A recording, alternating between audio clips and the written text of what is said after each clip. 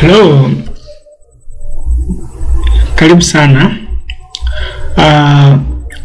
Leo naenda kuonyesha namna ya kuweza kuinstall stock and inventory software. Leo tutakachokifanya nitakueleza hatua kwa hatua, wala hata usijali.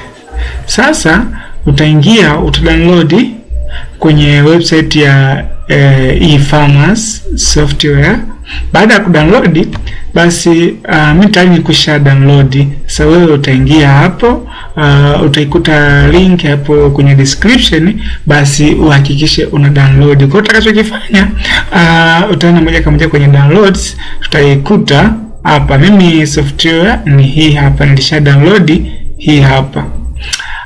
Then nita right click, then nikisha right click itaniambia run, kama mimi ninaweza nikalani kwenye as administrator. Hakikisha nilani kwenye as administrator.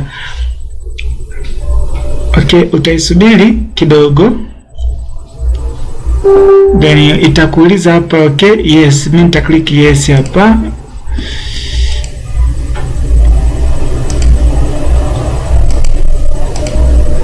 Okay, sawa. Sasa itakuleta kwenye hichi kitufe. Hakikisha hiki kiboksi hichi. Sasa kiboksi kina maelezo kidogo. Haya maelezo ni vizuri zaidi ukayasoma kama hutojali. Ni maelezo ambayo kidogo hapo mbele yatakuja kukusaidia. Kwa hiyo ukishamaliza kusoma, ni makubaliano. Software yote lazima unavoweka kwenye kifaa chako lazima ukubali masharti na vigezo vilivyowekwa kwenye hiyo software. Naam, sasa utaona hapa kuna next hapa, lakini imekuwa inactive kwamba haibonyezeki. Basi utaklik hapa kwenye accept. Unaona hapa sasa kimekubali. Sasa click to next.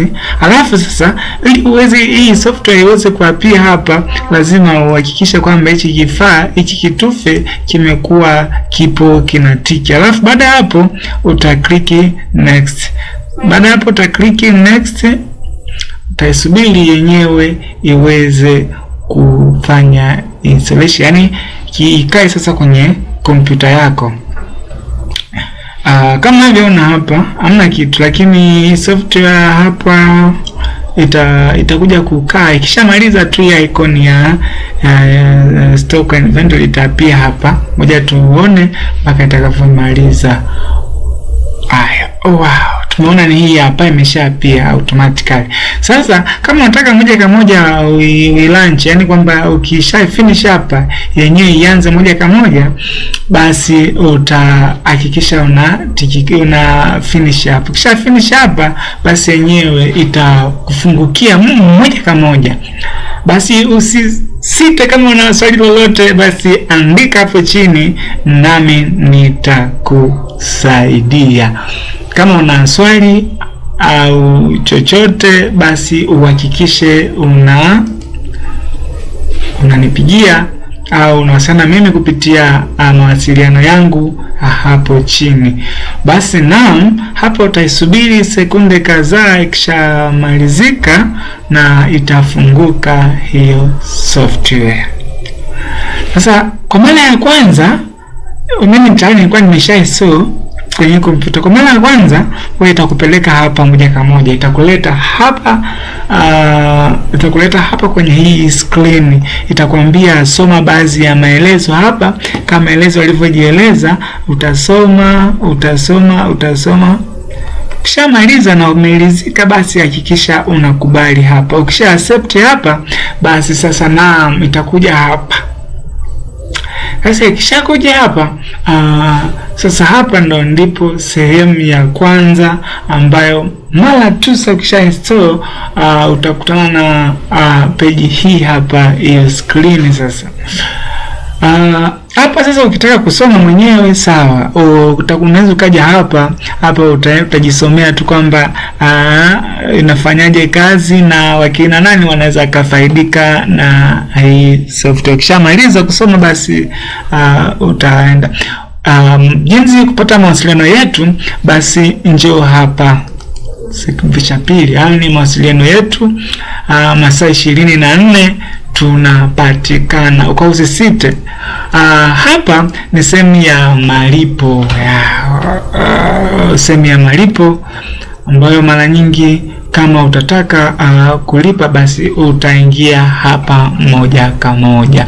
Na hapa sehemu hii ndio hii ambayo tumetaka kuiongelea, na sehemu hii hapa, hii ni sehemu ya kuangalia hali ya hewa kwa siku hiyo, kwamba hali ya hewa ikoje, hiyo sehemu ambako utakuwa upo wewe. Sasa kwa sasa hivi sina mtandao, hii inategemea mtandao, kwa hapa inategemea mtandao. Kumbuka hii software ni offline, yani haitumii bando kabisa, kwa hiyo wala usijali. Sasa ikiwa kuna bando hapa patakuwa active, kibonyeza itakusomea, itakupeleka kwenye sehemu ya hali ya hewa, itakusomea hali ya hewa pale. Na uzuri zaidi inajaribu kuzungumza pia. Kwa hiyo utajua hali ya hewa uliopo. Hapa sehemu hii ya mwisho ni sehemu ambako sasa utajipatia video tofauti ambazo sasa zitakusaidia wewe uweze kujua, kwa mfano namna ya kuinstall, yani namna ya kuweka hii kwa mara ya kwanza kwenye kifaa chako. Hapa utazisoma, utazifungua kama utakuwa na bando, utazifungua na zitaanza kuonyesha hapa. Basi mimi kwa sababu sina bando, ndio maana nimekwambia hivi, ngoma na bando ingeonyesha. Basi mimi nafunga na tuendelee na huduma nyingine. Sasa okay, tumeona hapa nimesema niingize email na hapa niingize password. Sasa unajiuliza ni password ipi sasa nitaingiza hapa? Okay, usijali, kaa hapo basi nitakueleza ni nini utaingiza hapa ili uweze kuingiza. Sasa kama unakumbuka vizuri, nilikwambia wakati wa kuinstall, wakati wa kuhifadhi hii software kwenye kompyuta, kwa sababu kuna baadhi ya maneno pale uweze kuyasoma, zile agreement uweze kuzisoma, zilikuwa zina taarifa sasa ambazo utaziingiza hapa. Sasa ndio sijasoma, nifanyaje? Utakuja hapa kwenye kama hichi kitabu, utabonyeza hapa, utashuka chini, na sasa utazisoma hizi hapa. Zimekuja kuonyeshwa hizi hapa ni admin.example.com. Kisha andika hivyo, password ni admin@1, hiyo hapo. Basi hakikisha hizi ndo utatumia kuingia hapa. Naam, sasa mtaingia.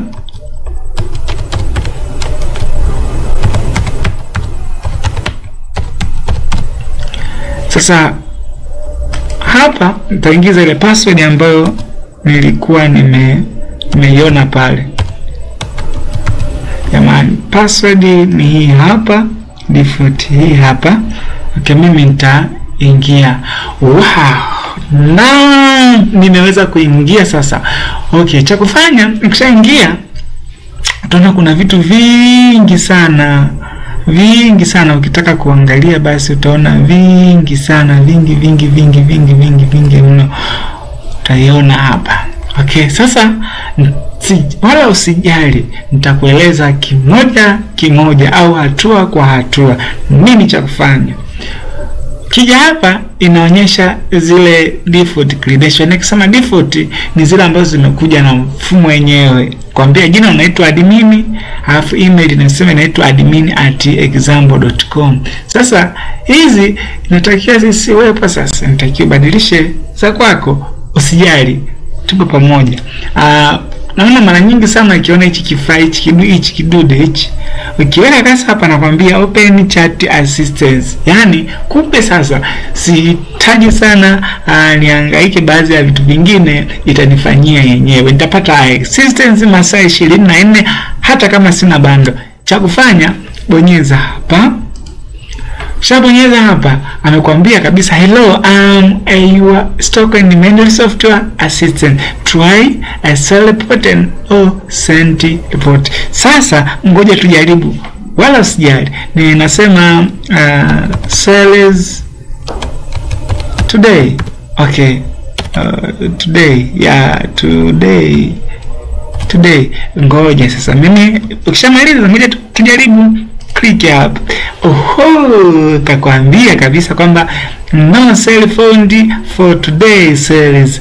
Please select the date range. Okay. Sasa ndo ya leo mauzo siyaoni, hayapo kweli kwa sababu ndo mara ya kwanza tunainstall hii software. Kwa hiyo hamna mauzo yoyote. Sasa cha kufanya tuje hapa amesema select date range. Nikasema give me. Wow. Tumeona sasa nimesema give me, alafu nisha siku jamaa chatbot imeweza kunipa sasa nichague kwamba tarehe. Ngoja nichague tarehe. Chague tarehe hapa.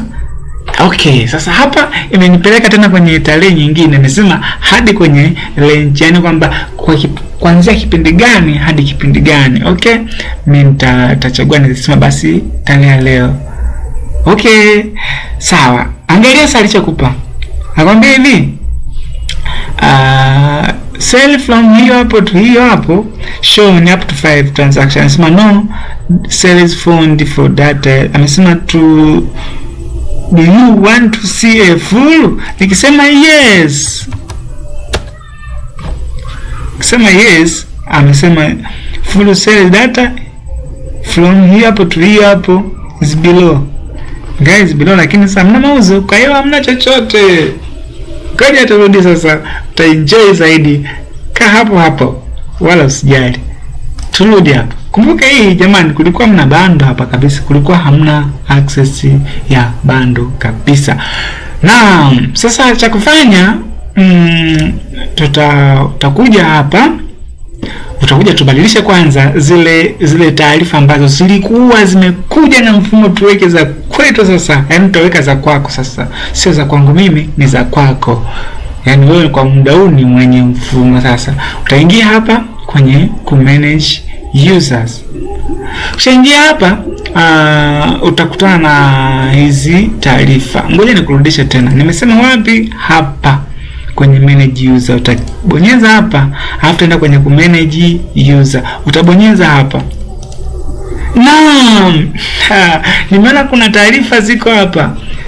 Sasa naam, hizi taarifa nitabadilishia hapa. Cha kufanya nabonyeza hapa. Naam, kimekuja hichi kidalo box. Sasa cha kufanya nitakuja hapa. Nitabadilisha.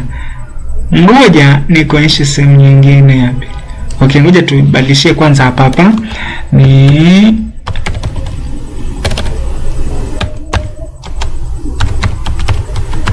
okay. Sasa hapa ndo nitaweka email yangu mimi.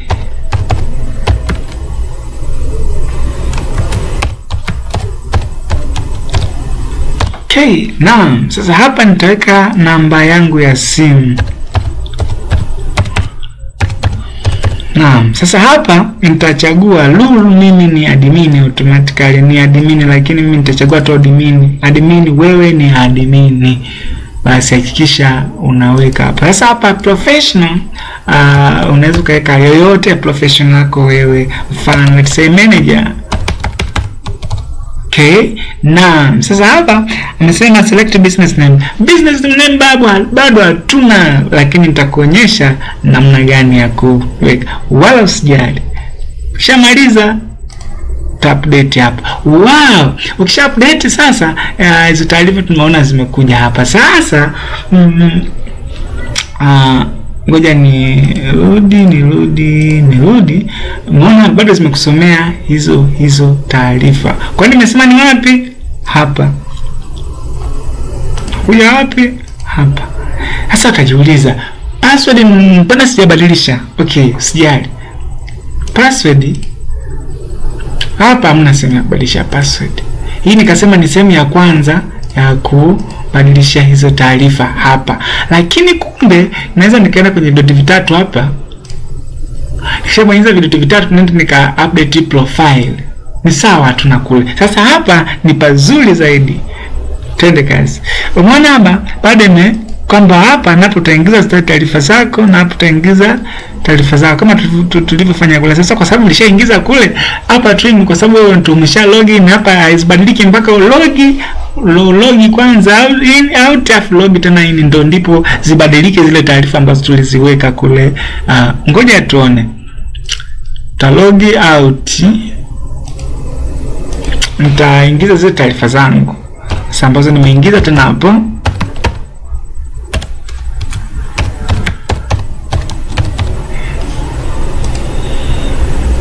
Password ni ipi? Sikubadilisha, nitaweka ile password. Okay. Wow, unaona? Tumeingia. Sasa ngoja twende hapa. Unaona sasa hizi taarifa zangu mpya kabisa nilizoingiza kama la kwanza zimekuja kuonekana hapa. Sasa nadhani tuko pamoja. Sasa unaweza kaenda ku update. Sasa umeona hapa na hapa uweze ku update tena. Sasa umeweza taarifa nilizojaza kule hizi hapa. Kwa hiyo unaweza ukaja hapa ukaselect picha iliyopo na ukaiweka picha yako hapa. Kwa utachagua picha yako, utachagua, lakini sio lazima. Kama hauna utachana nayo. Hapa amesema new password option, lakini sio option. Badilisha hiyo password. Kwa nini badilisha? Kwa sababu hizi ni hutakiwi kuhifadhi kutumia hizi taarifa ambazo nilikwisha, ambazo zimekuja na mfumo. Hapana, badilisha kabisa. Kama utabadilisha chochote, shamaliza pesa, uta update hapa, itakuwa tayari. Sasa twende hatua ya pili. Hiyo ilikuwa ni hatua ya kwanza kabisa. Hatua ya pili ni ipi? Ukija hapa anakuambia business name. Pako wazi. Cha kwanza kumbe tunaenda lazima tuweke kwanza business name. Yaani business name ina maana jina lako la biashara yako wewe. Wengine najua anakuwa umesajili jina lao, wengine hajasajili, lakini hii haijalishi umesajili au hujasajili, basi mfumo unapokea. Lakini vizuri zaidi okay, twende hatua ya pili. Hatua ya pili ni ipi sasa? Tunakaweke business name. Kwa utashuka chini, nadhani ni chini ya sales window. Twende hapa kwenye ku manage business. Nimesema wapi? Hapa ku manage business. Ukishafungua utakutana na hivi vitu. Sasa hivi vitu utafanyaje sasa? Kwa mara ya kwanza nitaenda kwenye business name. Lazima kwanza ukaweke business taarifa za biashara yako. Kwamba utaziweka hapa, utaingia hapa kwenye business name. Utabofya hapa. Okay, sasa hapa amekuuliza kwamba business name. Sasa business name utaandika chochote kwa choko unataka wewe. Kwa mfano mimi naweza nikasema let's say naitwa Mahema Supermarket. Okay, nimekosea bwana. Market. Whatever. Mimi nimeandika hivi, lakini wewe mimi hata kama spelling mkosa, lakini utaandika kwa hiyo ni jina langu la biashara. Na hapa naandika nini? Taandika sasa email yangu. Hapa haijalishi ni email yako au yani Mahema.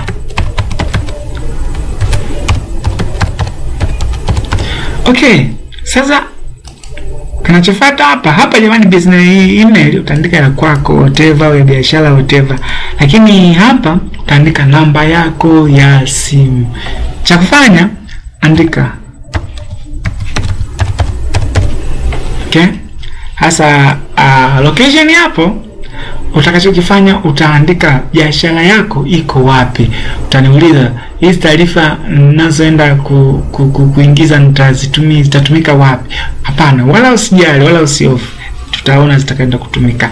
Hapo utaandika biashara yako ilipo. Kwamba labda tuseme ipo Mombo Tanga. Okay? Hapa address nitaandika iko wapi. Mimi labda sasa ngoja niandike address yangu. Okay? Hapa nitaandika WhatsApp number. Sasa WhatsApp number mimi natumia hiyo. Kama hauna, andika tu namba yako ya simu hii, andika hapo. Sasa hapa lipa namba kama unayo iweke. Kama hauna lipa namba kabisa. Kwa wale ambao hatuna lipa namba, basi kwa hapa kumbuka weka tu 00 basi. Na sasa hapa kama una logo ya biashara, njoo hapa afu ichague hiyo umeweka wapi hiyo biashara yako. Unaweza ukachagua hapa ukaweka hivi, hiyo ndo logo yako whatever, lakini mimi ngoja niweke logo. Niashumu ndo logo yangu jamani. Naashumu ndo logo yangu na ifungua na iweka hapo. Kama hauna logo usijali, achana napo. Ukishamaliza njoo hapa save changes. Kwa save changes tayari hizo taarifa naona zimepotea. Kwa hiyo cha kufanya tayari hizo taarifa. Sasa tutasema tayari nimeziona wapi? Pale kwenye business. Nenda kwenye sasa twende hapa kwenye manage business detail. Ni achana hapa tumeshamaliza, unless kama nataka kuongezea business name nyingine. Sasa njoo hapa kwenye manage business detail. Tabonyeza hapa. Wow, unaona taarifa zile hizi hapa. Hizi taarifa kumbuka unaweza ukaedit. Njoo hapa kama unataka kuedit. Na utaedit chochote hapa utakachotaka. Ukishamaliza utasave changes hapa. Sasa ukishamaliza hapa tayari tuna business name. Kwa hiyo sasa hapa nimefikia mwisho wa karibia, of course karibia kila kitu tumeshamaliza, lakini kwa sababu mfumo na vitu vingi ngoja tuone. Ukishamaliza hapo utakuja hapa kwenye manage business. Lazima kwenye manage product samahani. Na ukienda hapa kwenye manage product hapa utatoa na hizi hapa.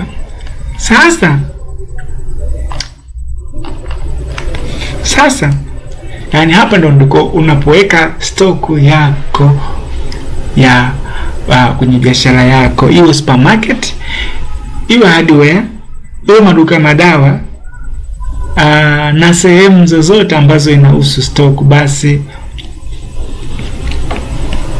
utatumia vile hapa. Kwa utabofya hapa. Lakini kibofya hapa hapa kuna sehemu mbili, kuna add normal stock, lakini hapa umeandika kuna add other product, lakini hapa nakwambia view other product, lakini hapa nakwambia view normal stock, view expire, import product, add expenses, view expenses, restock. Tutaona kimoja usijali. Sasa tuchukulie una bidhaa mbili tofauti. Let's say kwa mfano una hardware alafu una vinywaji. Kikawaida hauwezi kuvichanganya kwa pamoja, labda kama uamue wewe tu. Sasa utatenganisha. Unaweza ukaweka hapa bidhaa nyingine alafu nyingine ukaja ukaziweka hapa. Let's say kwa mfano hapa nitaweka vitu vya hardware na hapa nitaweka vinywaji. Okay? Sasa mimi tunaweza kuchagua hapa kwenye kuadd. Utachagua kuadd hapa. Okay, wow, zile taarifa ziko wapi? Taarifa zenyewe ni hizi hapa. Tulizoweka za business detail au taarifa za biashara zimekuja kuonekana hapa na kalogo kangu aka kametulia. Sasa hapa ndipo tutaingiza jina la biashara, tutaingiza kampuni. Sasa kampuni hapa amekwambia no search detail. Kumbe hizi kampuni bwana, kumbe kiweka hapa yenyewe inavuta. Sasa hizi kampuni hujaziweka bado. Hizi kampuni ni nini? Mwingine anajiuliza kampuni ni nini? Okay, kampuni ni wengi mnauza bidhaa, ndo sema ambako tunachukulia bidhaa au ile bidhaa ukiweka ukifungua ile bidhaa utaona imeandikwa taarifa pale kwamba hiyo bidhaa imetengenezwa wapi, kiwanda gani kimetengeneza, batch number inakupa tarehe ya expire, vitu kama hivyo, taarifa kama hizo. Sasa sasa hizo bidhaa zako kwamba ni mara nyingi ni kampuni gani. Kwa hiyo inatakiwa kumbe hapa ukaweke kwanza jina la kampuni, ukaingiza kwanza kwenye mfumo. Sasa utarudi mpaka tena utakuja kwenye pale pale kwenye kumanage business. Utabofya hapa. Ushabofya hapa, utakuja sasa hapa kuna amesema manage company na add company. Kwa utakuja moja kwa moja tuta add company hapa. Utabofya hapo. Okay, imeniuliza kwamba company name. Sasa company name kwa mfano mimi nasema nachukulia seme Bedodo. Kampuni jina inaitwa Bedodo kiwanda labda. Okay? Na hapa address yake labda ni hiki, kipo wapi? Kipo Tanzania. Sasa nitasave. Haya, nitasema nasema company added successful. Naweza nikaweka tena Tengule. Hapa kipo wapi? Let's say India. Nitaweka hapa, nitasave. Kwa utaingiza makampuni yote ambayo unachukulia bidhaa zako ili makusudi zikusaidie tafuta. Sasa wapi kwenye manage company? Njoo hapa kwenye manage company, utazikuta hizo kampuni zako zitakuwa zimejilisti hapa zote. Kwa unaweza kaja hapo kaongeza hivyo hivyo hapa. Baada ya hapa sasa kila kitu kimekamilika. Sasa unaweza ukaweka stock yako yote na kuanza kutumia mfumo. Usijali, ngoja tuanze. Utakuja hapa kwenye manage product. Tutakuja hapa kama tulivyoona kuna add normal stock na add other product. Kwa hiyo sasa utaamua wewe utumie hapa au hapa. Na kama na bidhaa mbili tofauti unaweza kaamua bidhaa kwanza niingizie hapa, pili niingizie hapa. Labda sehemu vinywaji, vitu ambavyo sio vinywaji. Au tuseme hardware, yani vitu ambavyo sio vya mtu. Kwa mfano let's say kwa mfano mtu anauza dawa, alafu kuna mwingine anauza, kwa mfano hapa anauza hardware. Unaona ni vitu viwili tofauti, kwa hiyo lazima mtenganishe hapa. Na leti kwa mfano anauza dawa, alafu anauza huku na vinywaji vya kawaida kama soda, kama biskuti na kawaida, unga. Kwa sasa hapa lazima weke dawa na hiyo whatever. Kwa hiyo utachagua wapi. Kwa mfano leo nasemea bidhaa kwanza na hizi hapa.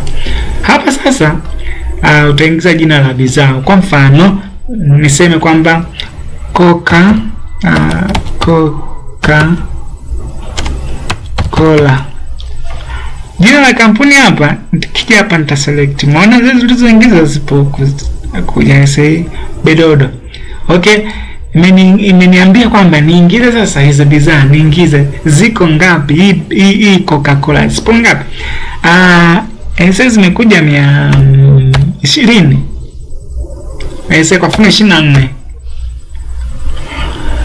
Discount hapa ni kama discountant. Kama una discount basi andika 0. Sasa hapa naingiza kwamba kwa kila soda Coca-Cola moja ulinunulia shilingi ngapi. Na kama ni kreti basi moja kwa moja weka kreti moja ulinunulia shilingi ngapi. Na hii ilikuwa ni kwa reja. Utakuja hapa kwenye buy, useme kwa soda moja labda nanunua tuseme 450. Okay? Sasa hapa utakuja niingiza sasa kwamba kila soda nauza shilingi ngapi? Sasa nauza 700. Sasa taarifa hapa, hii bunch number mtaipata wapi? Bunch number ipo Coca-Cola, ukiweka kwenye kile kisibo pale, kile kifuniko ipo, bunch number yake ipo. Kama haipo basi weka kwako.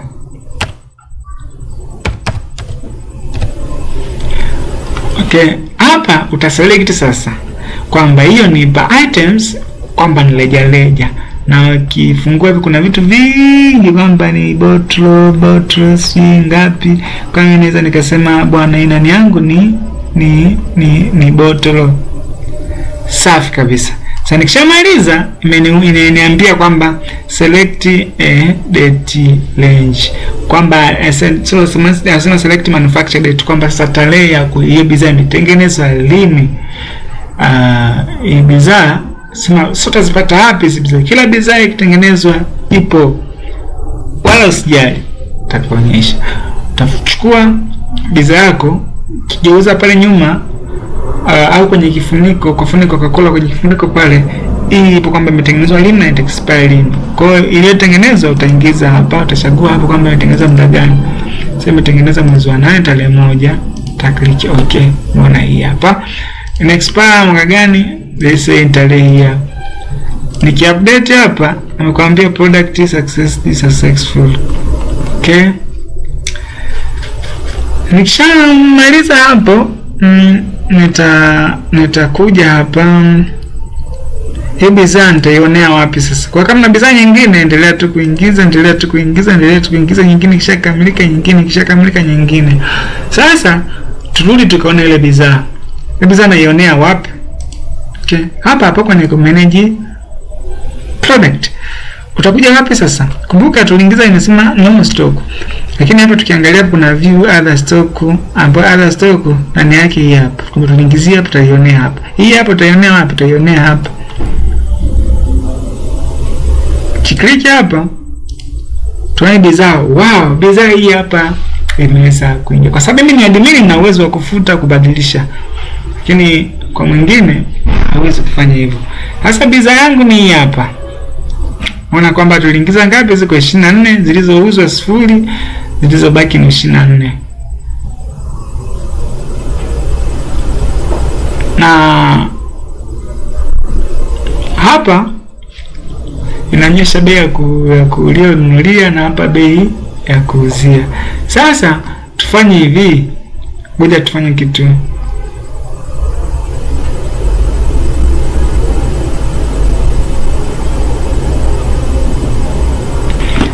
Sasa naweza nikabadilisha bidhaa, nitaenda hapa. Naweza nikabadilisha jina, taarifa, whatever. Naweza nikaja hapa nikabadilisha tarehe. Mimi ngoja nibadilishe tarehe ya expire. Tarehe hapa. Okay. Select, imesema select unit and business detail. Kwa nita select hapa business name zitatokea pale, alafu taweka hapo, uta update. Kisha update tayari. Sasa ile kwa nini ilikuwa imenikuandikia out of the stock hapa? Silikuwa sio out of stock, ilikuwa imebidi kuandikia expired kwa sababu tarehe hapa expire yake ilikuwa tayari imesha expire. Leo tarehe 18 na nimepeleka tarehe 18, huko ilikuwa tayari imeshakwambia kwamba tayari ipo expired. Sasa unaona vitu vitatu hapo. Nimegusa kwanza hapo tayari taarifa zako, na hapa kama unataka kuongeza bidhaa hapa. Kwa ukitaka kuongeza bidhaa hapa, utakuja hapa. Utaongeza bidhaa. Kwamba zipo ngapi? Sasa niongeze 10. Shika 10, kisha bonyeza 10, angalia hapa zimeshaongezeka. Zipo ngapi? 34. Pia tuongeze tena. Sasa nataka niongeze 5. Yeah! Sorry. Sasa umeona? Sasa kama bidhaa ziko nyingi, tunaweza tukaingia hapa tukasearch. Unaona? Search hapa, itakuja hiyo bidhaa. Sasa utarudi huku. Sasa baada hapo kifuatacho ni nini? Kifuatacho ni sasa umeshaweza kuweka ingiza stock zako. Sasa cha kufanya, nenda sasa ukaanza sasa kwenda kuzimanage. Yaani ninaposema kuzimanage, sasa unaenda ukauza, ukaangalia faida, ukaangalia hasara na vitu vingi. Sasa utakuja hapo kwenye sales window. Mfano nataka niende nikaziuze sasa kwa wateja wangu. Sasa utaenda hapa kwenye sales window. Kibofya hapa, nenda kwenye sales window. Tabofya tena hapa. Wow, mbona taarifa zile na bidhaa ipo hapo. Kwa kama zipo nyingi zitakuja nyingi hapa. Sasa utakachofanya ni kwamba enda sasa kuuza. Mteja amekuja, bwana mimi nataka Coca-Cola 5. Okay, nitabofya hapa. Unaona hapa? Tabofya hapa. 5. Hapa unaongeza hapo na punguza 5 hapa. Kwa nikishamaliza nita click hapa. Okay? Nimeshakuja kwenye hii box. Hapa nakwambia customer name. Sasa tuchukulie nataka tena niongeze tena kuna bidhaa nyingine. Nitafanya hivi nitakuja kwenye bidhaa nyingine nitaiweka. Mbona zinajipanga panga hapa nyingi zinajipanga. Kama nataka kufuta nyingine nitakuja tu hapo tafuta tabaki ile moja. Kwa hiyo utafanya hivyo kwa bidhaa zote alafu ushamaliza utaenda wapi sasa ukishamaliza? Aidha hija hapa kwenye view pending bills utaikuta pale kwenye ile page, au shakuja hapa kwenye sales window je kwenye view pending bills kwa utakutana na hivi, au utaenda pale kwenye sales japo nenda gusa hapa kwenye view pending bills utakurudisha hapa. Sasa hapo utaandika jina la mteja. Sasa mteja wako anaitwa nani? Santa Kennedy, mbaki ya simu. Hapa nitaweka email. Kama ana email acha tu, sio lazima weke email. Na baada hapo utachagua country. Kama upo Tanzania basi chagua Tanzania, kama upo Kenya chagua Kenya, kama upo Uganda chagua Uganda. Na hapa cash chagua sasa hapa. Sasa hapa kuna mawili. Inategemea na mtu analipa kwa njia ni cash, na maana anakupa hela cash, na to lend mkopo, yani kwamba kama anachukua kwa mkopo hivi vitu kaingiza hapa. Nakumbuka kama analipa namba njoo kwenye lipa namba hapa. Kisha ingiza lipa namba akwambia enter reference. Kwamba reference taingiza ile kwenye ile message yake shalipa, una namba pale zinatumwa za reference kwa utaziandika hapo. Kisha maliza basi utaendelea na utatu mwingine. Lakini ukichagua cash unakuja hapa. Ngoja ni kisha maliza kishajihakikishia kwamba bei ni hii hapa. Na yenyewe ni hapa, utakuja hapa confirm sales. Confirm sales, wow, imekuleta hapa. Na ilivyokuleta hapa ukifungua kidogo utaona imeleta hichi kitu ambazo ni taarifa za mteja. Sasa hapa unaweza kuona receipt yako hapo kwenye view in PDF. Sasa view in PDF kwamba yenyewe itaenda kufungua moja kwa moja PDF na ikuonyesha receipt ambayo iko nzuri sana na ya kuvutia kwa mteja. Kwa hiyo kwa muda huu hizi receipt yake imeshapeleka kwenye email yake niliyoandika pale au mteja, na tayari ameshapokea taarifa za manunuzi ya hivi vifaa. Na baada hapo tunaona inafunguka hii receipt. Okay, tugemeana na sana wewe unakwamba unafungulia kwenye nini. Mimi nimefungulia kwenye WPS, ndio maana inachukua muda, lakini ningefungulia kawaida ingeweza kufunguka kwa haraka sana, lakini usijali. Okay, wow, receipt sasa imefunguka. Kwa hiyo tuone receipt yenyewe. Umeona receipt yenyewe hapa inaonyesha ile logo ambayo tuliweka kule, kama ulikuwa unanifuatilia. Hapa ni jina la hii bidhaa, jina la hii tuseme hizi taarifa. Na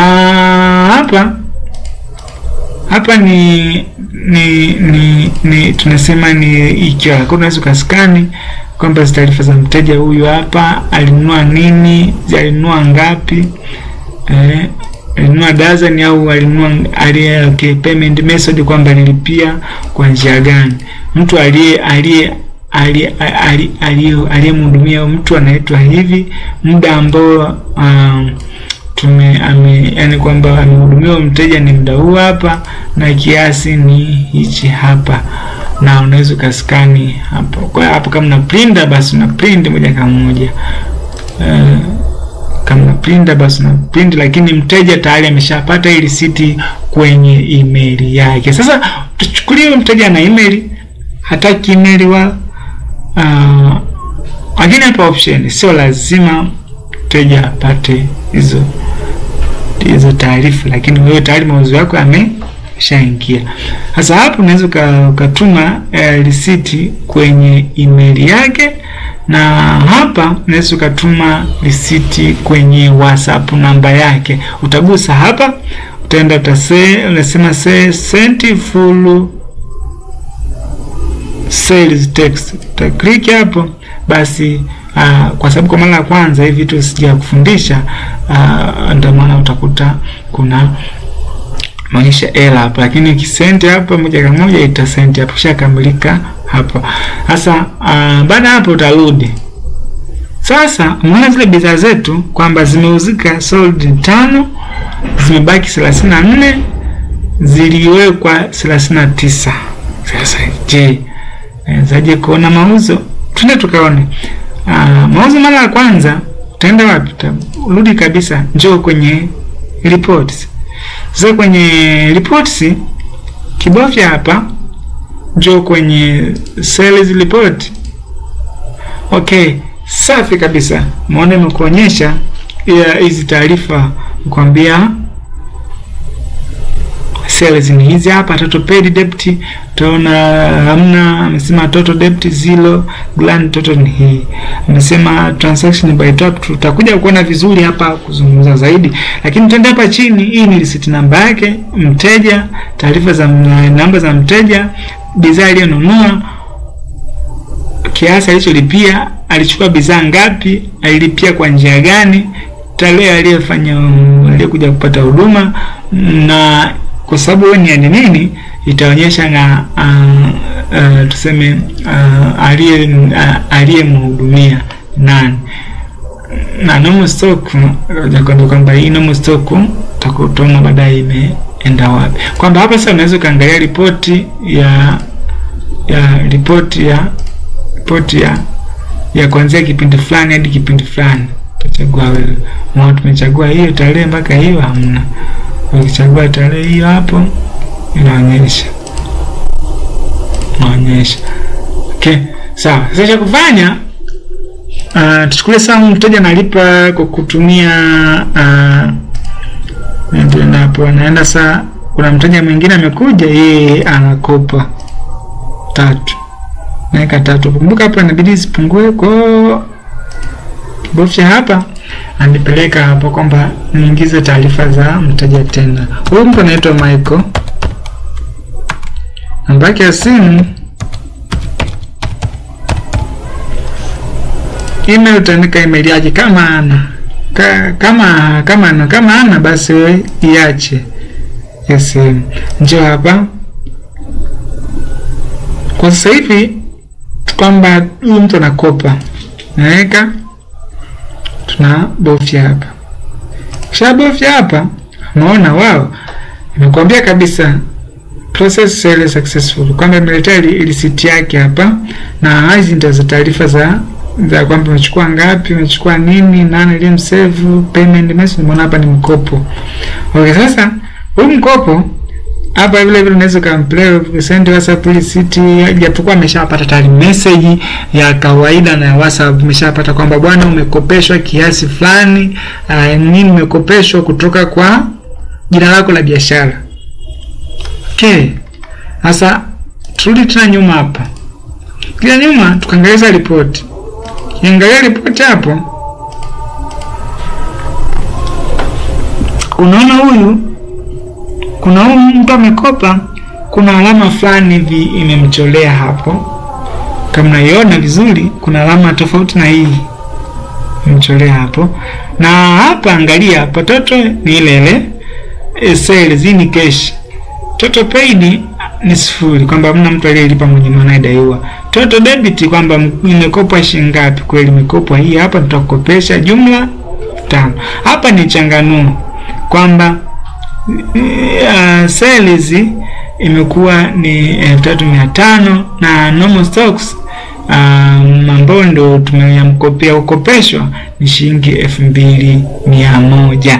Sasa hii normal stocks utaelewa vizuri kwa baadaye. Sasa unaona taarifa zake hizi hapa, kweli kiasi kilichoonekana hapa ndio hichi hapa. Okay, usiondoke, bado tupo na wewe. Turudi tena nyuma. Tuchukue sasa, nataka huyu mtu tuone huyu mtu alikopa vinini, na chukua labda pingana na wataka tuone waliokopa. Ukija hapa kwenye sales window, njoo hapa kwenye view lend kopo. Shabonyeza, utaona hivi. Sasa kwa sababu wewe ni admin, utaweza kuona hivi. Chukulia sasa, utakuja hapa.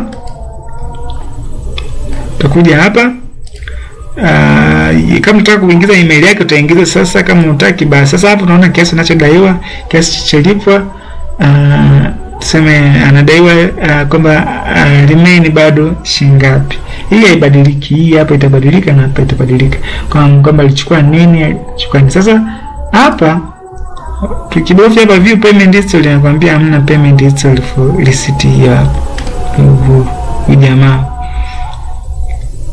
Sasa sasa tukija hapa, mbona ndio jina la taarifa za mteja. Sasa tukija hapa, unaweza ukamtumia huyu message, bwana lipa. Kwa hiyo ukishaandika tu ujumbe kisenti hapa, shaandika tuseme lipa deni. Kwa hiyo kishabonyeza hapa itaenda yenyewe moja kwa moja hiyo kwa msika huyu, kwamba bwana naomba nilipe deni kwa nye namba yake ya simu yape, kwa itaenda message. Sasa huyu mtu amekuja kulipa leja, anataka kupunguza, hata kulipa yote tutatumia hapa. Kama mtu analipa yote, basi click hapa. Na ngoja tuone moja. Twende kwenye partial payment. Partial payment maana tutalipa leja. Kibofya tutakuza kwamba ingiza, weka kiasi kinacholipwa. Okay, ngoja tufanye hivi. Ngoja tufanye ni 2300 unalipa huyo mtu. Amekwambia kiasi si halali. Kweli? Nimeingiza 2300 hapa nadaiwa shilingi ngapi? Hapa nadaiwa 2100. Kwa kweli kiasi si halali. Kwa tubofya hapa, tuweke sasa kwamba amekuja kulipa shilingi ngapi? 500. Tuthibitishe. Safi kabisa, akaambia malipo yamehifadhiwa. Tutafanyaje sasa? Njoo hapa. Unaona hapa sasa kwamba malipo alikuwa anadaiwa shilingi ngapi? 2100, amelipa 500, kopo leo baki shilingi ngapi? 1600. Ni kweli kabisa. Sasa mtu hivi tutaonaje sasa? Njoo hapa kwenye view payment history. Utaona mtu kwamba alipa nini, siku gani alilipa na aliyemlipisha nani. Sasa tukirudi huko nyuma, kenda kwenye report sasa. Utaona sasa, muone malipo sasa yamekuja kuonekana hapa, madeni yamekuja kuonekana hapa. Naona deni yamekuja kuonekana lile lipo hapa. Kwa sasa hata report huko imeweza kuongezeka, imekuwa 4000 tena badala ya 3500. Muona kwamba huyu mtu nimepungua deni lake na anadaiwa 2600 na aliyolipa ni hii hapa. Sasa kwa hapo inakuwa ni tumemaliza kwa hapo. Kwa utafanya hivyo. Sasa taonaje malipo ya nyuma huko, kwamba watu walilipaga walini. Sasa ukija hapa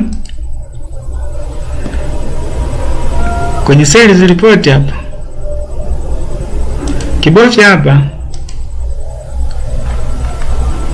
samani, mimi nilikuwa nataka kwamba kwenye trend history. Trend history ina maana zile taarifa za mtu aliyekopaga, hizo taarifa zifutiki, kwamba alikopaga nini, kama alilipa, kwamba mtu aliyelipa ina maana vinaonekana huko.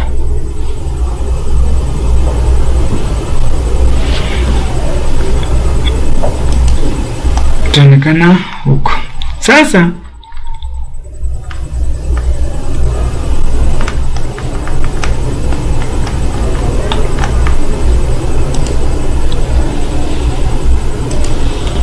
tufanye kitu kwamba unaweza ukaja hapo ukamlipisha yote. Kama mtu amelipa yote utamlipisha yote na atatoka huku. Sasa ngoja nimlipishe. Wanasema you want to complete the remaining of balance here hapo to for Michael. This here full paid. Nasema yes. Maana huyu jamaa ametoka hapa. Na tukienda sasa kuangalia report, tutaona mimi imeshaongezeka 2100 imekuja yote huko. Debit sasa hivi hamna tunadaiwa, jumla ni maana sasa ile kule imekuja kumtoa ile alama hapa, muda mtu alikuwa anadaiwa imemtoa kwenye alama pale.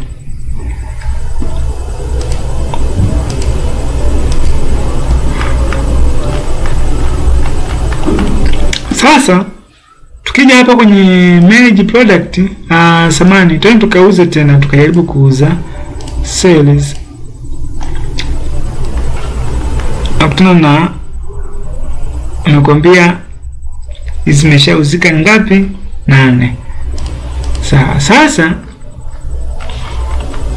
tuchukulie una matumizi yako, labda una umeme, una usafiri, umesafirisha bidhaa, umekula chakula, si umelipa maji kwenye biashara yako, basi utakuja hapa ili uweze kuingiza hizo taarifa.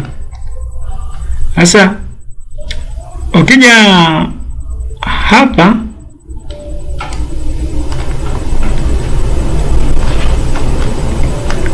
hapa kwenye sale management, njoo hapa kwenye add expenses. Kwenye add expenses nitachagua hapa nini, kwamba nalipia nini. Labda kama nalipia transport, nimesafirisha bidhaa zangu nimesafirisha kwa shilingi 5000, alafu nitasave. Kingine labda labda nimelipa kwa ajili ya labda kwa ajili nimefanya matumizi mengine ambayo hapa hapo. Nikaja hapa nikasema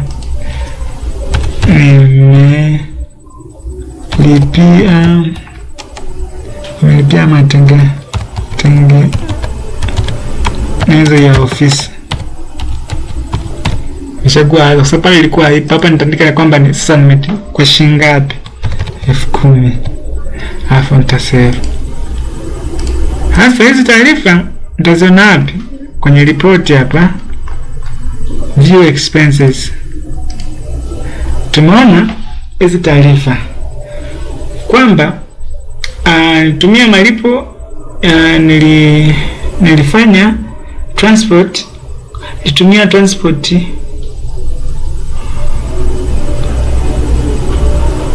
shilingi hapa, nitolei hapa na aliyeingiza hizi 8. Na hapa others 10,000 kwa ajili ya matengenezo ya ofisi, aliye hadi 8 muda leo. Kwa hapo unaweza ka select muda gani ili uweze kuangalia wewe kama wewe. Na baada ya hapo sasa tukaangalie kwenye kwamba tuangalie bidhaa zina thamani gani, bidhaa zilizobaki na thamani gani, tulinunua kwa shilingi ngapi, imetuletea faida kiasi gani. Sasa tutafanyaje? Njoo kwenye report hapa, shuka chini mpaka chini kwenye closing stock and opening stock. Kibofya hapa imekuonyesha kwamba Coca-Cola zilikuwa zimebaki ngapi. Hii update. Okay, itakuonyesha kila kitu hapa, report nzima. Kuongezeka shilingi ngapi, umeuza vingapi, hivyo bagi vitu vina thamani ya muda gani. Lakini ki-update tutaweza kufanya hivyo, na mimi nita-update baadaye. Sasa chukulie kuna watu waliweza kuwalipisha, kumbe watu wale bwana walilipa bahati mbaya. Wale ambao wanakuwa wamelipa wale, mwingine ameweza kulipa afu kumbe amelipa bahati mbaya. Umelipisha bahati mbaya, yani ya kutakiwa alipe, kumbe hii hapa 1600 bwana, kumbe alipa buku, alipa shilingi 1000, ibaki 600, sio kamlipisha yote. Sasa cha kufanya utafanyaje sasa? Njoo hapa, shuka hapa, njoo kwenye reports, njoo kwenye reverse transaction. Kibofya hapo inaonyesha kwamba nataka kurudisha muamala upi. Utabofya. Nataka kurudisha huo. Akwambia enter confirmation code received from SMS. Kwa hiyo bofya hapa moja kisha una bando sasa hapa.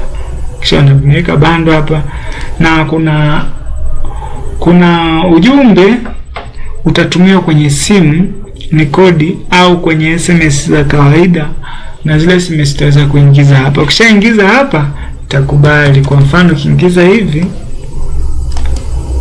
nakwambia invalid code, try again. Kwa ukiingiza kodi za uongo, ukiingiza za ukweli basi ule muamala utakonfirm hapa, muamala utarudishwa, utaikuwa tena kwenye mkopo huku, utamkuta huku. Yaani kwa sasa iko sina bando ile maana sikuweza kufanya hivyo, lakini wewe utafanya hivyo. Na sasa baada hapo tukienda hapa tuchukulie una bidhaa zako nyingine unataka uweke store. Utakuja hapo uta add to store, weka jina, utachagua kampuni, utahifadhi huku. Sasa let's say kwa mfano nyanya, let's say kwa mfano Pepsi. Hapa nitachagua kampuni, utaingiza zipo ngapi. Kumbuka hizi naziweka store. Bei ya kununulia naweka 400, bei ya kuuzia naweka 600. Batch number hapa utaangalia kwenye kile kizibo, basi utaijaza hapa, na hapa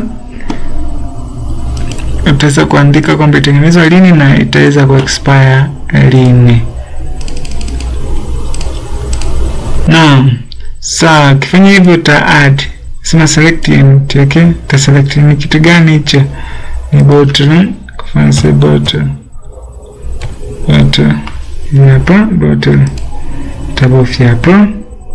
Baada hapo nita add product added successful. Kwa kama nyingine naendelea kuingiza nyingine. Sasa nitapata wapi? Nje pale kwenye my store.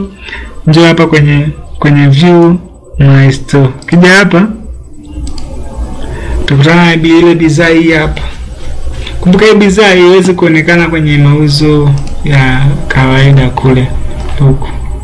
Kwenye sales hapa, hii bidhaa ipo, haitakuja kuonekana bado. Sasa ndio tuchukulie nataka kuonyesha sasa ije kwenye mauzo ya kawaida, utafanyaje? Hapa utakuja kwenye my store hapa. Kisha kuja kwenye my store utaenda kwenye view my store. Sasa baada ya hapo kitakachokuja kufanyika ni kwamba njoo hapa, nataka kuhamisha, utatiki down na unataka kuhamisha soda samani bidhaa, afu uta click hiki button kwambia nataka kuingiza ngapi. Sasa siingize ni natamani kufuna, nataka niingize 301 ukatalia kwamba uweze kuupdate, uweze au kuhamisha mzigo ambao sio haupo, umezidisha. Kama sasa nataka kuhamisha 30 tamisha, nakwambia mzigo umehamishwa. Ndio maana ukiangalia hapa ziko 300 zibaki 70. Kama na ujumbe tayari utapata. Sasa baada hapo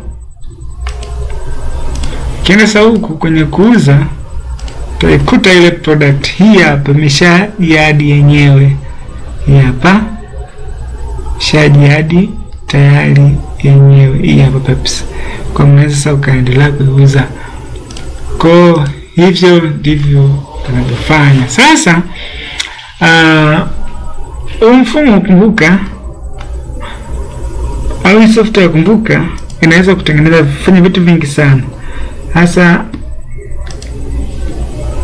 ukija hapa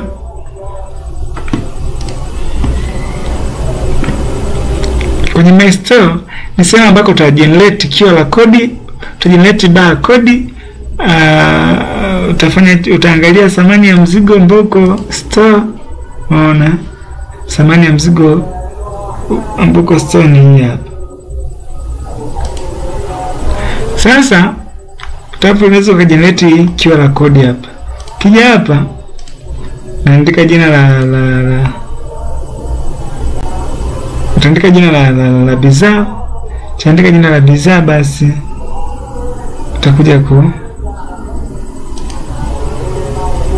lakini kumbuka amesema view. Tukuja hapa kwenye manage QR code. Utakuja hapa kuingiza taarifa za bidhaa. Hapa view generated code, na maana tayari zipo. Sasa utakuja hapa kwenye QR code manage. Utabofya hapa.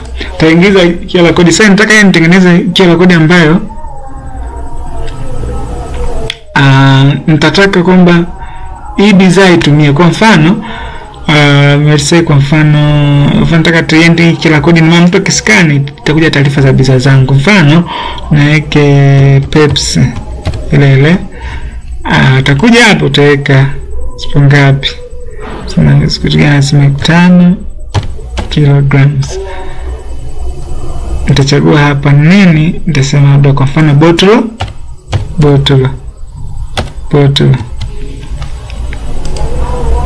Sasa hapa nataka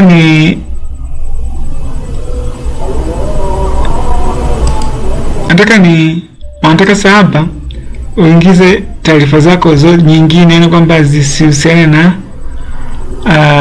nataka kuweka taarifa zako nyingine. Kwa mfano nataka usitumie taarifa ambazo ziko kwenye mfumo wako, basi njoo hapa unazielezesha hizo vitu, alafu utakuja kujenerate.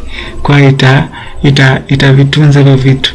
Sasa nikija hapa nita add hapa, nita generate. Sasa hapa utachagua generate QR code au generate barcode. Kwa mfano generate QR code, ukibofya hapa, hii hapa QR code imeshatengenezwa. Lakini ukibofya hapa, unaona hii kama simu yako, scan hii takuletea taarifa zako. Sasa hapa hii QR code unaweza kaituma kwenye ukurasa, kwenye tukatuma kwenye message ya kwenye emails. Hii message ikawa hii QR code ikawa tayari ina taarifa zako, na mtu anaweza kaiprint akatumia kwa ajili ya kwenye bidhaa, naye kwenye bidhaa scan na pata taarifa zako, basi tumeziingiza hapo. Okay, sasa hapo unaweza pia ku download hapa, nakwambia ni wapi nataka kuweke, nakwambia barcode PNG saved. Kwa hii tukiingiza hapa utakuta hii hapa QR code hapo, hii hapa tayari nimeshajiweka. Kwa utakachokifanya, QR code tutaitumia na download tutaitumia kwa ajili ya kuattach kwenye bidhaa zetu nyingine. Okay, tuendelee na nadhani ni hapa nafunguka. Hii ni picha tu, kwa utaskani tu hapo, na kama una simu tutatumia scanner yote, basi utaskani hii, utapata hizo taarifa ambazo tumeziingiza hapo. Sasa utakachokifanya, kisende hapo kama itaenda kwenye email yako. Ukifanya hivi na maana itajenerate. Kwa sasa ukirudi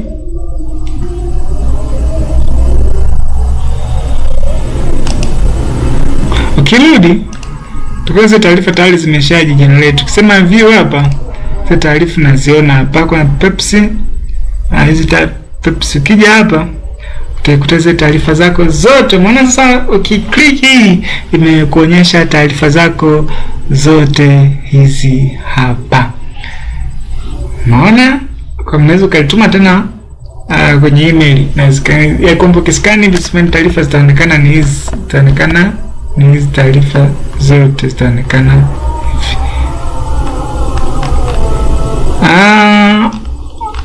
Ana hapo shaingiza email, utatuma hapo kama utaki kwamba hapa ndio taarifa za QR code au barcode. Sasa ukirudi hapo, kuna skani za of course vitu vingi naweza kufanya. Sasa ukija hapa kwenye sales management, salary management, kwamba unaweza kutumia kuhifadhi taarifa zako za uliolipa watu mishahara, wafanyakazi wako, ukatengeneza pia mkataba, ukatemete mkataba, ukajenerate vitu kama hivyo. Kwa mfano kama hapa view salary, hapa hamna mtu. Sasa naweza nikamlipa huyu mtu hapa, kwamba unamchagua mtu unayetaka kumlipisha. Hapa utachagua kiasi, ukichagua tunaonyesha na taarifa zake hapa. Na kwa formula 500 uta click pay. Click pay tu hapa moja kwa moja, na yeye atapata taarifa za kwenye email kwamba bwana umelipa. Ukara tumia salary slip pale, ambayo salary slip itaonyesha taarifa za tambo umeshalipwa mshahara. Sasa wewe kama utaona wapi? Ni kwenye view salary management hapa. Ukiona hapa huyu mtu ulimlipa huyu, kwamba huyu mtu unaweza ukaview kwenye PDF na ukaisave vizuri.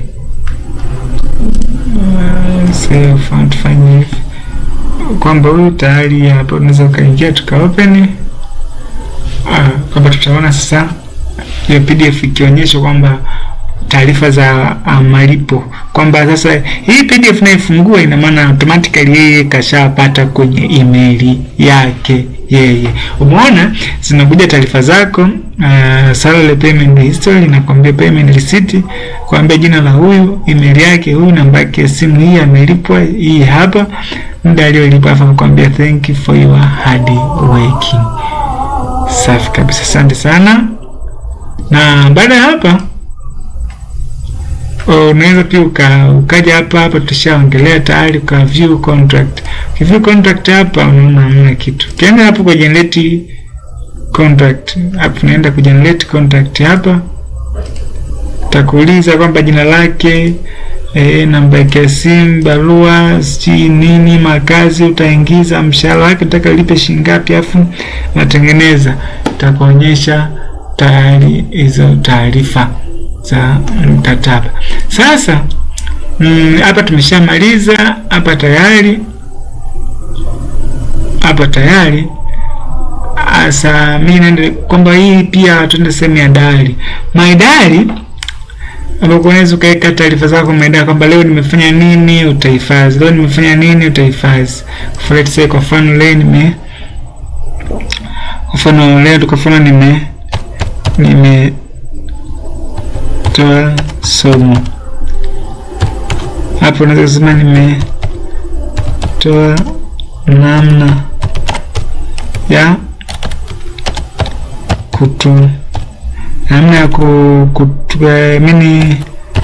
kutumia software. Ndio sasa utasave hapo. Save tayari hivi vitu vimeshakuja. Kisikivi my diary, utaona kwamba leo ulifanya kitu gani hapa, kwamba nimetoa somo kwa hapa.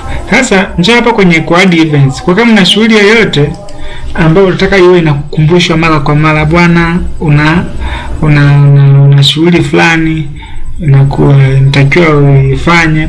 Kwa mfano kama nitakuwa na kikao, nitakuwa na kikao,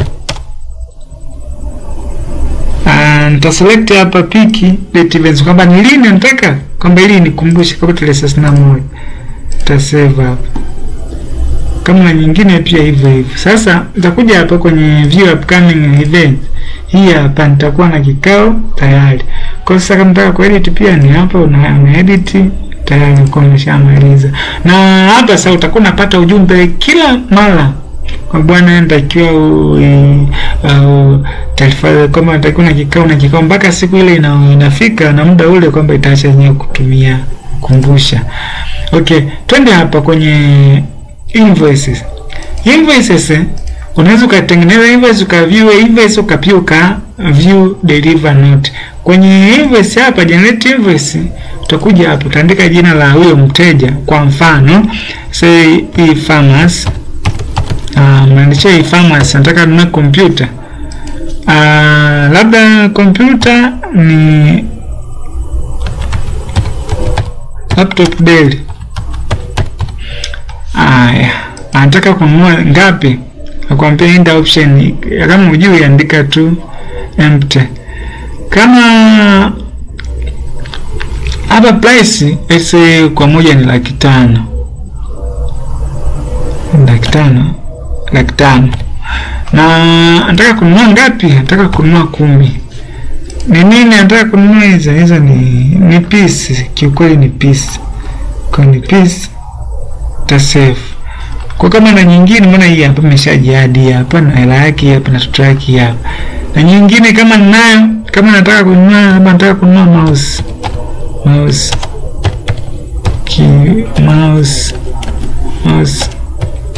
wireless.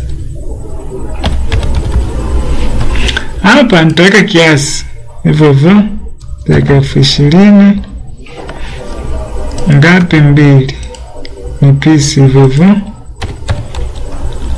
piece nitahifadhi. Kwa kama na vingine utahifadhi. Mbona nimekusomea hapa. Sasa hapa kuna mawili kwamba usave invoice kwa ajili ya tazama baadaye, au unaweza save invoice as PDF. Kwa click hapa unaweza save. Tumeona e-pharmacy invoices. Ni click hapa. Kisha click kifungua, kifungua hii ina maana ni hii hapa e-pharmacy invoices. Kifungua tuone inafunguka. Kisha ifungua hii, tuone na taarifa za huyo mteja.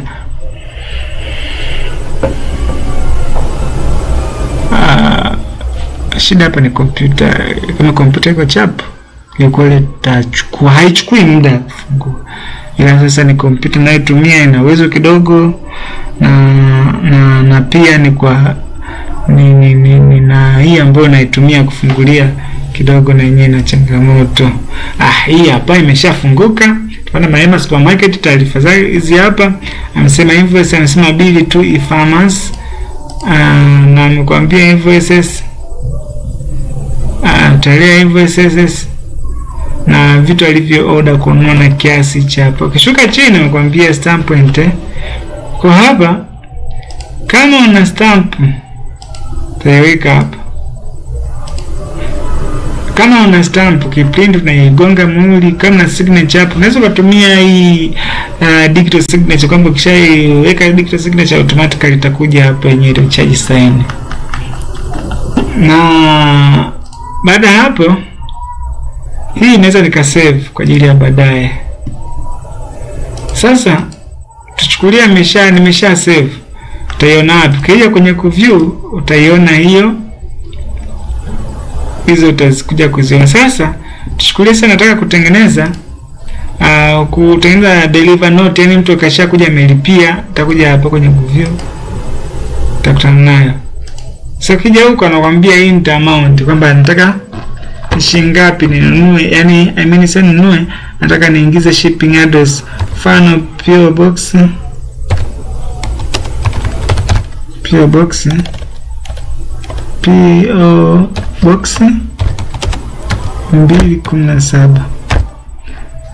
Sasa hapa let's say kwa mfano hapa,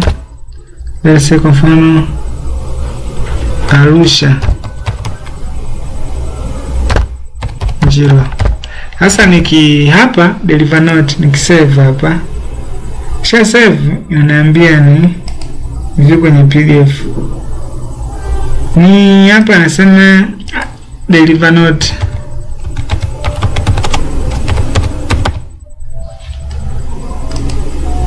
Nikisave hii taarifa itakuja kuona hapa, kuonyesha hapa deliver note.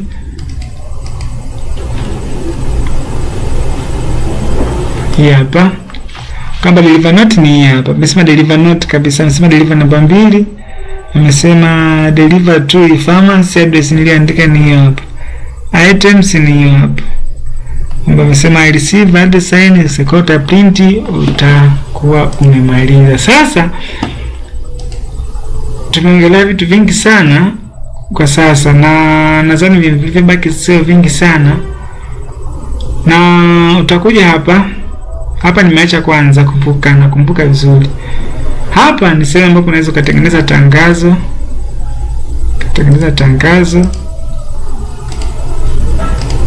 Ukatengeneza tangazo vizuri tu. Katangazo. Okay. Sasa nikija hapa naomba tupaache kwa sasa. Hapa kama unakuwa hapa naomba nipaache kwa sasa kwanza, nitarudi kuelezea kidogo. Na hapa kwenye configuration, naomba nielezee kwenye configuration hapa. Kwenye configuration utaona hii hapa kwenye communication setting. Sasa hapa tutakuta pako wazi na hapa. Sasa hii nimesema hii bwana, nataka ni sehemu ya WhatsApp. Sasa nataka kuconfigure kama unapata ripoti za mauzo WhatsApp, unatumia wateja WhatsApp, kila kitu natumia kwenye WhatsApp. Kwa hapa hivi utawasiliana na mimi, utaweka hiyo APN credential, utaweka token na hapo baada hapo utasave. Kisha save tu utaanza kupokea WhatsApp, yani taarifa zote utapata WhatsApp. Sasa narudi hapa kwenye kumanage user. Hasa hapa kwenye kumanage user nitakuja hapa ni sehemu ambako naongeza staff wangu. Nakuja hapa naongeza staff, kama staff wangu anaitwa nani, na baada hapo nikisha labda naitwa Juma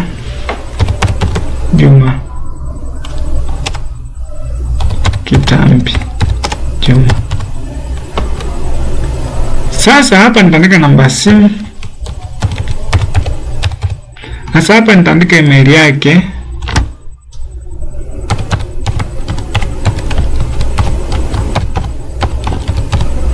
Sasa hapa nitaandika profession yake. Nasema sela.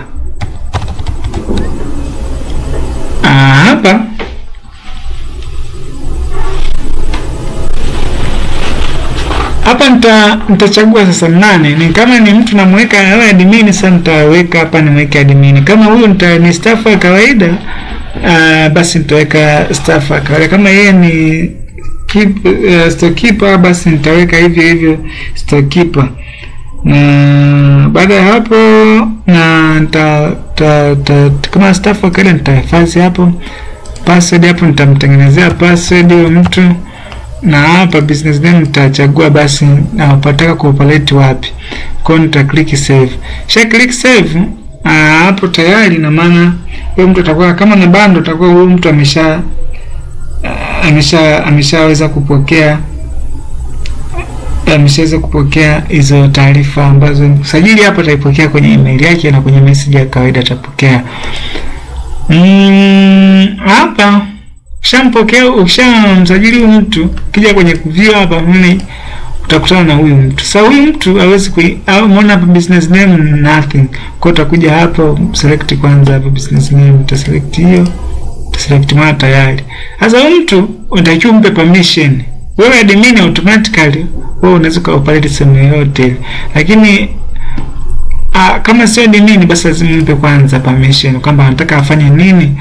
Sema sales window, nitatiki hapa, nitatiki nataka viewer say analysis, naweza nikamnyima nikasema hivi nikamsave. Kisha save hivi tayari nasema permission update tu, kwamba anaweza kufanya hivyo vitu tu vingine hawezi kufanya. Sasa tuongee sehemu ya mwisho. Sehemu ya mwisho hii ni sehemu ambayo nitaona wateja wangu wote, naweza nikawaandikia message. Sasa tuchukulie kuna mteja ambaye yeye hajanunua kitu, anataka tu unamtumia message za bidhaa zako, promotion na kadhalika. Kwa ukija hapa, kumbuka hapo itatuma kwenye WhatsApp, utatuma kwenye WhatsApp, kwenye SMS ya kawaida na kwenye email. Kwa hapa kumbuka itatuma hivi. Sasa utaandika ujumbe wako hapa. Let's say karibuni sana. Sasa hapa utaandika labda chochote, utaandika mfano useme salamu sababu hiyo hapa iende ni body tu. Sasa ukishafika hapa kama na faili, utaattach hapa faili, utaattach na faili hapa. Unaweza kumtumia mtu ile hiyo deliver note, labda unaweza kumtumia kwa njia ya WhatsApp moja kwa moja. Lakini hapa unaweza ukishamaliza utamtiki unataka aende kwa nani. Kama kwa wote utaselect hapa. Lakini kama kwa mmoja utaselect mtu husika tu. Hapo unatiki unataka imuendee wapi. Kama ni WhatsApp hakikisha hiki box kipo. Hiki hapa kimekuwa tiki, vingine utaki. Kama unataka umtumie kwenye email, kwenye message ya kawaida na kwenye WhatsApp, basi vitiki vyote 1 2 3 viwe tiki. Lakini sasa nataka tuchukue WhatsApp. Kwa hiyo utatuma WhatsApp ukwambia customer are being sent with you hapo. Nimesema 1 second customer sent. Lakini hapo kwambia search sini na nini. Sasa hapo ukishafanya hivi tayari shamaliza. Shamtumia huyo mtu tayari mfika kwenye simu yake. Na hapa vitu vipo vingi, lakini asilimia kubwa nimejitahidi nikuonyeshe kimoja kimoja.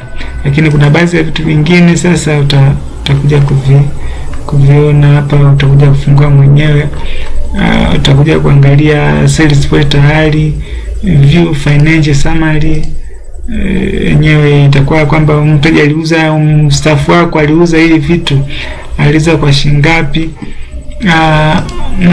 Na baada hapo unaweza ka view product kwamba mtu aliingiza nini, yani kwamba mtu alifanya stock nzima unaiona hapa. Stock nzima unaiona hapa, na hapa unaweza ka upload stock, unaweza kuiona stock yako kwenye PDF yako, kwamba unakuja tu kama siku gani niliingiza nini. Kwa utakuja kuona hapa, utaziona hapa, naona kabisa tuna hizi hapa kwamba siku fulani niliingiza hizi, kuja kuingiza hizi, kuingiza hizi ndio hivyo. Na baada hapo pia utafanya hivyo kwenye other, kama other product utakuja kuziona hapa. Ina maana unaweza ka select kwamba nataka nione report ya bidhaa nilizoingiza tarehe 1 mpaka labda tarehe 17. Tuona hamna kitu. Sababu nimeingiza ilikuwa tarehe 18 leo. Sasa hapa unaweza ka view kwa mfano ile mzigo ambao ulihamisha kutoka store. Utakuja hapa view stock, hapo utaikuta hizi hapa Pepsi ilihamisha 30 na status sema ni successful, na alihamisha nani.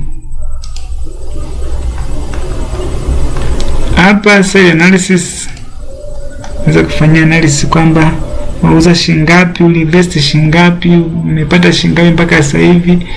Kuja tunaweza kaona report hapa to lend history. Utaona hapa uliokopa, uliolipa, closing stock tayari tulishaona hapa, view deleted. Sasa kuna mtu anaweza kama amefuta kitu bahati mbaya. Kwa kija huku utakutana na vitu alichokifuta kule. Kwa mfano aliingia huku akafuta hii bidhaa, kaifuta hii bidhaa, shafutika hii bidhaa. Sasa kija huku pia kwenye view product deleted, utakutana hii bidhaa, itakuwa tayari ipo delete, itaonekana huku, itaonekana hapa hii bidhaa. Sasa